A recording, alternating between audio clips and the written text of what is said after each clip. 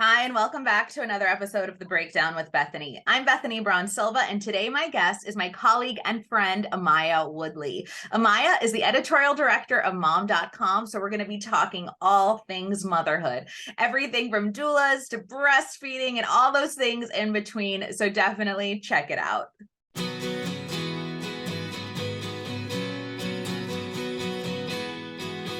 I'm so excited to talk to you. Okay, we're going to jump right in because you and I are colleagues, and I adore you. I really do. I think you're so fantastic. And I'm also really just excited to get to know you more, like just you being here and us diving into your motherhood journey, your career journey. So Amaya, give us some background, like, how you got started in editorial and all of that.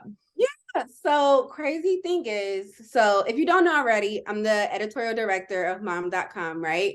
And so I always had a knack for like writing just as like a little kid. I feel like when you watch like all those celebrity interviews, their parents were like, I always knew they were going to be a writer. Like, no, I really did just always enjoy writing. And so for me, that kind of translated into journalism. But for some reason, I kind of got stuck into the world of like, journalism was only being on TV and doing like the reporter anchor type of situation. And it wasn't until I went to grad school at American University and I noticed like, okay, I think I really want to do writing instead, more being on TV. Like, I really don't prefer to be in front of the camera. That's not my thing. I just want to be behind the screen. And so I took it and I ran with it. And I had some experience at CBS News. I also worked at like a local television station here. And then also kind of like, transitioned into the more online digital publications. And honestly, mom.com was just like this blessing and it just came right on time for me, honestly. I think when you become a mom, your interests and your passions, they just naturally start to shift and you're trying to like prioritize different activities and family stuff and work and all these different things. And so I was wanting something that just got it. Like I wanted to be with the community that just got the hustle and bustle of being a mom. And so this is where mom.com came in at. And so now we're here and this is what we're doing. I love it. And you're really like killing it. Like you came in with such amazing and fresh ideas. So, I mean, I admire you so much because it's no secret, I'm a little bit older than you. I just was like so invigorated by all of the things and the ideas that you had. And it's always just so nice to, because exactly what you said, that was me 10 years ago. I was a new mom and I was like, what career can kind of support me on this journey? And I found parenting media, parenting journalism. So yeah. I'm really excited to hear that. But now that you're at the helm of mom.com, tell us, what is your vision? How are you planning to kind of breathe fresh life, incorporate your voice, things that you want to see as a new mom into the content that mom.com is creating? Yeah, so of course, I mean, the target audience for mom.com is millennial mothers, millennial women. And so I think for me, and just kind of understanding what I needed when I first found out I was pregnant and what so many other moms needed, that community, that village, right? Someone who can validate your feelings, someone who actually understands the ins and out of pregnancy and labor and delivery, and then raising these beautiful, amazing, crazy, wild kids. And so what I'm looking to do at mom.com is really just foster that community in that village. And we've already started to really dig in on that. So for the month of February, we've centered a lot of our content around Black maternal health, which is also another passion of mine. But to kind of really dive into that conversation, we started to do weekly Instagram lives. And we really have, just talking to different professionals about various different topics, from a doula to a lactation consultant to clinical licensed therapists. And I feel like through these conversations, women are being able to feel like they're not alone on their journey. Like, okay, I'm not the only one who is really struggling emotionally after giving birth, or wow, maybe I really do need support on this journey. Maybe I really should look into hiring a doula or whatever the case may be. So that is definitely a huge, huge goal of mine, is to foster that sense of community. And then also, again, just to make sure that we have representation. Like I said, tackling Black maternal health, that was one of the big projects that I tackled on right when I landed at mom.com. I put a lot of time and energy into bringing this to the forefront. And, we're planning to do all this content around the month of February, but I want this to truly be something that is ongoing and not just centered to 1 month or, a performative type of act. Like, this is something that I really want to continue to have conversations around. Yeah. And I think it's so important. And something that I used to say, again, I've been doing this for like 12 or so years now and interviewing lots of moms and just being out there in this world. I used to say something along the lines of motherhood is the ultimate equalizer, but I'm finding that that's not necessarily true. Clearly, there's a big disparity between how Black mothers are treated during birth and, postpartum, pre-part, like all of it. So tell us about why this was so important to you. And also, when preparing for this interview, you said you had a conversation with your husband about it. So tell us about what that was like too, in your own pregnancy journey. Yeah, I think for me, like, if you ask my friends, I will always joke and say, like, I don't understand how that's supposed to happen. Like, I don't understand how I'm supposed to push a kid out of my body. Like, that just seems something unnatural, but it's very natural and people do it all the time. And it's something, that has been going on for centuries. But for me, I just couldn't see, I just didn't understand how that was supposed to happen. And honestly speaking, it was like a fear of mine. I was honestly fearful of giving birth. And I knew all the statistics. I was around other women who were moms, and it was scary. I felt like, yes, I am pregnant with this beautiful baby, but I'm also scared of the realities that so many Black women face too. And so, I just had a conversation with my husband, and I was just like, I need you to support me. I need you to advocate for me. If we are ever in a situation and it becomes a medical emergency, I need you to be able to advocate and say, this is what my wife needs. If you don't understand something, I need you to be able to ask for clarification and to make sure that you understand exactly what is going on. And even still, like, when I was induced, he was like on his phone tracking, time stamping everything. I mean, just because you just never know, and so he wanted to be able to have a sound mind, because when you're in the midst of it, it's in the middle of the night and crazy things are happening at 5 o'clock in the morning and it's live action, but your body is tired and your mind is tired. So, also just trying for him to kind of keep a real track, an accurate track of what was going on and how my labor was progressing. But also, if he ever needed it as a reference, to be able to say, no, at X amount of time, this happened and she was given this medication. We don't need to be doing this, And so for me, it was a beautiful experience, but I also feel like I was in a way almost preparing for my own death. Like, we prepared wills and we prepared power of attorneys. And I just wanted to go into the hospital feeling prepared that whatever the outcome was, we were going to be prepared and we were going to, just be on it. And so that's kind of how it was for me. Yeah, I mean, that's definitely another layer that I don't think a lot of women not only like don't have to do, but don't even think about as like something that they have to do. So Yeah. would you recommend that, all women, especially Black women, go in? I mean, it's sort of unfortunate to even say that, but would you recommend that they take those kind of preventative steps like you and your husband did? Yeah, definitely. And I mean, not even just for Black moms or, or for Black women, but I think it's something that all people, not even just women, can really attest to, having a medical power of attorney. Those are things that you would want to have in place before the moment, came, or just having a will when you are preparing to bring new life into this world and to have children. You want to be able to have your will where things are appropriately allocated, and where things are going to be, and who is going to be responsible for your kids, because life itself is just so unpredictable. And like I said, the stats are even more unpredictable for Black women. And so for Black moms, yes, but I just think for anyone in general that you should definitely take this seriously. You should prepare and have those conversations with your family so they know how you feel and how to best support you. Yeah, absolutely. Thank you for saying that. Really, really important information. And now your little one, your little boy, is he 2 now? So Yes, he is 2. His birthday was just like 2 weeks ago.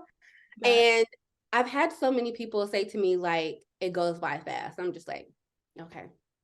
No, I know. it really goes by fast. And I'm like, where is this little baby? Like, he looks nothing like the little baby that we brought home. But honestly speaking, as a mom, I get so much joy in just seeing how he grows and how he develops. Like, now he's saying 3 and 4 word sentences. And it's just like, how did you learn that? How did this little baby start saying sentences and start asking for milk and going to the fridge and opening it up and pointing and saying milk? Like, where did this come from? But I think that is just a blessing of motherhood, is just seeing your little ones just develop and grow and take in so much of the world. I just love it. I love it too. I love it. I mean, my kids are so much older now. They're 7 and 10, but just to be able to like see colleagues like you like experience this when he comes on the screen in meetings, he's so cute. He's so cute. I love it. I love it. I'm in the right industry because I can't get enough of kids. Like I just love seeing the kids. Me But too. I love talking about motherhood. I love babies. I love children. So I could honestly talk about this stuff like for days on end. Like when my friends like text me like in private, like, oh, we're expecting. I'm like, oh my goodness. Like, and I wanted to go down rabbit holes and talk about this. And oh, here are some recommendations. Like, I just love it. Absolutely love it. me too. They say always send me their registries. They're like, can you just go over this before we make it public? I'm Yeah, like, no problem. No I problem. love it. I love it.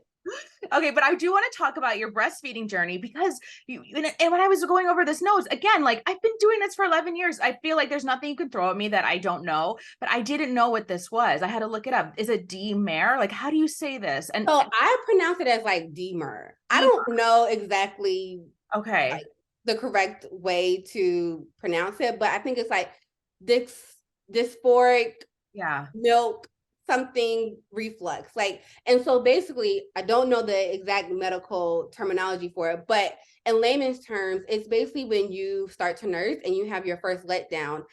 And it's really hard to explain, but it's like you have this wave come over you and you just feel disgusted about your body, about nursing.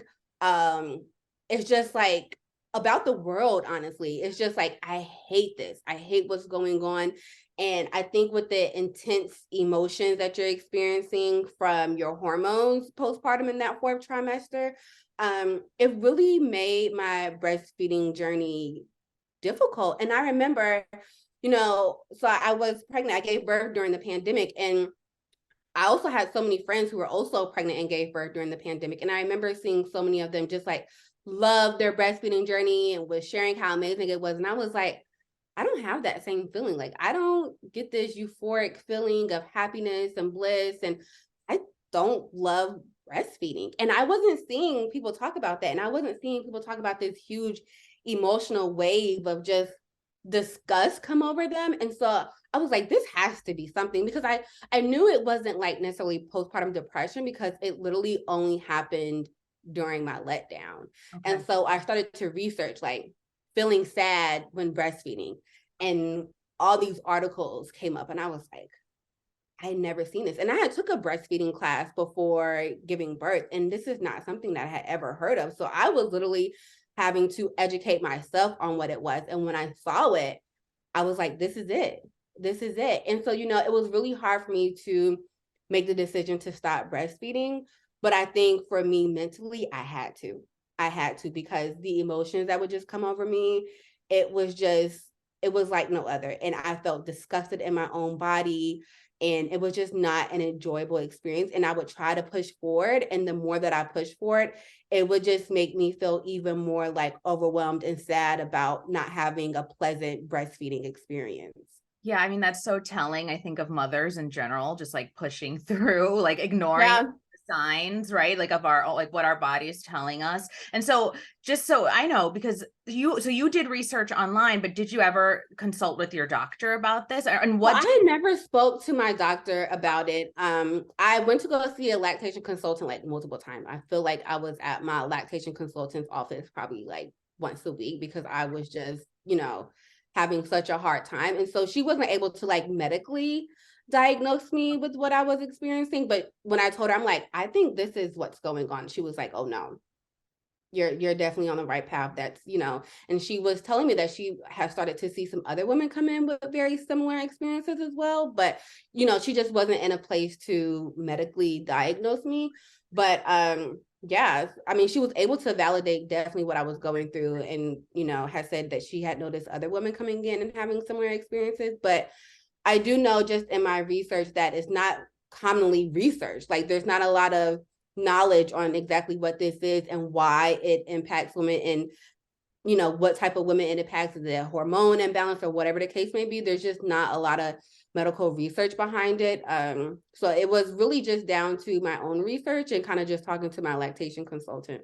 Yeah, I'm really glad we're talking about this because I think like whether you're feeling it in an intense way or a small way, I mean, it's something that I've never heard of, and I've been doing this for a little while. So I'm really glad we brought that up because I think it's going to help a lot of women who might be experiencing the same thing. But Yeah. also, one of your recent Instagram lives for mom.com was with a doula.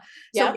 and so this is again something that is, I think, just now becoming a little bit more mainstream. We're definitely seeing conversations like the one you had about the importance and how a doula can help advocate for you. Really, they're there to support the mother. So talk to us about hiring a doula, what that process is like, and how they can really help support mothers during the whole pregnancy experience. Yeah, so I mean, doulas have obviously been around for years as well, but I think there's a misconception that doulas are only there to support women who are having like home births or medicated births or birthing at birthing centers. But like I said, that's a misconception. It's not true. So the doula is there to support not only the mom, but to support the family as well, the partner or siblings, younger siblings, and things like that. And they're really just there to focus on you, making sure that you're eating and drinking, making sure that you have time to rest. They're holding the baby so you can go take a shower. They're doing light household work for you, or making sure that food is being coordinated. Are you guys ordering food? Is family coming over to cook food? Helping you to coordinate visits, people coming over to the house and things like that.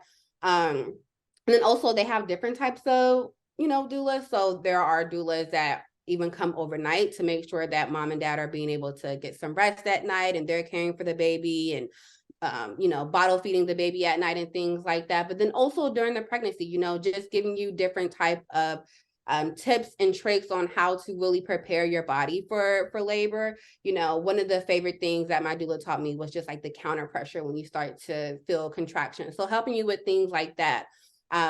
Or also just educating you. There's so much unknown around motherhood, especially I think for first time moms, but even for, moms for their second and third pregnancies, because no pregnancy is ever the same. So just having somebody there that can educate you and that can support you and, really advocate for you. And like I said during the Instagram live, I mean, my doula was absolutely amazing, but my favorite thing that she did for me the entire time was go and get me a cold cut sub after I gave birth. Like that for me, like having somebody who can go and get that for you and you not even have to worry about it. I remember before I went into labor, I like text her like, this is my exact order. I need it to be like perfect down to the T. And she delivered, and I was like, you know what? It's definitely worth it. Somebody to come Worth and it bring you just your for cold that. cut, it's so worth it. I love that because I had like my first meal. I think I ate like a bunch of donuts. Like I don't know, which I could have eaten then, but for some Yeah, like I was totally craving donuts, and I remember being like, "Who's gonna bring me these damn donuts?" yeah. I mean, that first meal after you, because you haven't ate in hours, and so it's just like whatever mom wants, Yeah, mom gets. absolutely. I love the idea of having someone that's there just for you. So please, women, like research, think about doula. Yeah, Yep. And Amaya is a resource, mom.com is a resource. yeah, So, okay, so let's also talk about postpartum depression and anxiety. Something that I'm really working on in my career that I have been doing for a little while is destigmatizing that. And again, yes. I think we're like getting there. We're not quite there yet. So tell me your thoughts around all of that. Yeah, I think we definitely have made progress. I think there was a time period where moms just kept so much to themselves about the changes that their body went through, the feelings that they had, and just, really the overall experience of motherhood. It was so secretive. And I don't know why that was. I mean, I guess it just came from a societal norm of just keeping your business in house and not, just blasting your information to your peers and things like that. But I definitely think that social media is contributed to the share of information that has been around, just the fourth trimester and postpartum depression and other different, mental illnesses and things like that you may experience. But I will say for me, like, I don't think I had a bout of postpartum depression, but the anxiety, even now that my son is 2 years old, that I still experience. And it's crazy because I was having a conversation about it, and my aunt who she has two kids. So one is like 20 something. Well, they're both in their 20s. And she told me, she was like, it never goes away. I Like was when your kid is like traveling to college on the road by themselves, or they're out traveling wherever, like you never stop worrying. And that was just not something I was prepared for. Like you literally obsess over another human's life and just making sure that they're eating, that they're happy, and that they're safe, and all these different things. But I definitely would contribute social media for just the share of information. And it really is empowering to share your testimony because, like I said, motherhood can feel so lonely at times. Even if you're married, it's still sometimes your partner just doesn't quite understand where you're coming from, and that's not to guilt them for anything, but I think just as another mom, you can really understand what somebody else may go through, or to validate, or just be a listening ear. So having different women, celebrities kind of share their testimonies, I think has really helped to open up and expand this conversation even more. I think you said it beautifully. I mean, I can't agree with you any more than with what you just said, because it really is. I mean, we have to kind of like start shedding light on all of these things. I mean, because I felt really isolated too. And I was kind of just like, this is crazy. I have friends, I have family, but I was like, it's like I just retreated into this shell. So thank you so much. I think a lot of women are going to be helped by this conversation. Yeah.